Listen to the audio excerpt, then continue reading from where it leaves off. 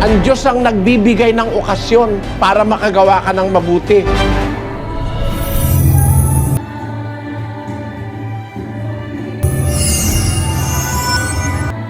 Pagka meron ka nasa lubong na pagkakataon na makakagawa ka ng mabuti, lalabas, kinakausap ka ng Diyos. O ako nag-set nito.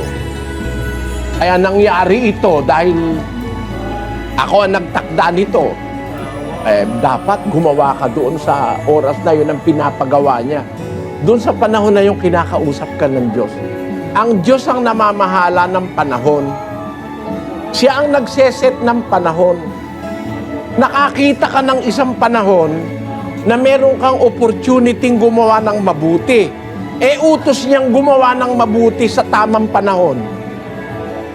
Ano ibig sabihin? Pag nakakita ka ng panahon na makakagawa ka ng mabuti, ano ibig sabihin nun? Sinasabi sa'yo ng Diyos, eto yon, panahon to.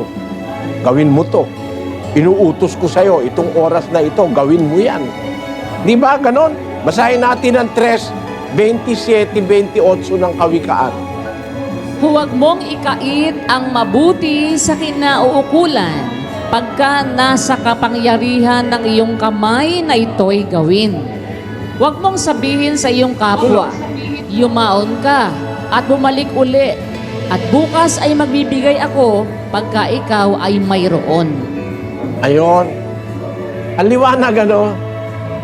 Ang sabi, huwag mong ikait ang mabuti sa kinauukulan pagka nasa kapangyarihan ng iyong kamay na ito'y gawin.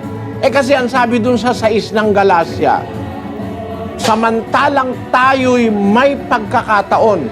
Yung salita sa Tagalog, hindi masyado Sabi sa Biblia, samantalang tayo may pagkakataon, magsigawa tayo ng mabuti. Utos ng Diyos yung gumawa tayo ng mabuti Kailan mo gagawin? Ang time, ang panahon, may nagseset ang Diyos. Ang Diyos ang nagbibigay ng okasyon para makagawa ka ng mabuti. Kung paanong si Satanas nagsisingit ng okasyon para makagawa ka ng masama, ang Ama sa Langit naglalagay ng okasyon para makagawa ka ng mabuti. Sa oras na yon, merong nangangailangan ng mabuting gagawin mo. Huwag mong ikait ang mabuti sa kinauukulan. Pag nasa kapangyarihan ng iyong kamay na ito'y gawin. Ibig sabihin sa oras na yon, Sis Luz, para ka kinakausap ng Diyos, gawin mo. Alam mo yan, ha? Sinabi ko na sa iyo yan. Ayan, dumating na pagkakataon. Merong nangungutang sa iyo. Walang pambili ng bigas. Bigyan mo ang sa'yo ng hihingi. Huwag mong tatalikdan ang nangungutang. 5.42, Sis Luz. Bigyan mo ang sa iyo'y humihingi at huwag mong talikdan ang sa iyo'y nangungutang. Dumating yung pagkakataon na may nanghihingi. No? Kinakausap ka ng Diyos. Ayan, sabi ko sa iyo, ha? Bigyan mo humihingi. Humihingi yan, oh. May pagkakataon ka, may ibibigay ka pa. Anong gagawin mo ngayon? Di ba parang naramdaman mo sa oras na yung kinakausap ka ng Diyos? Kasi may pagkakataon ka naman, wala naman lumalapit. Paano mo naman gagawin? May pera naman akong papautang, wala namang nangungutang. Paano yun? May pagkain ka ipapakain, wala namang gutom.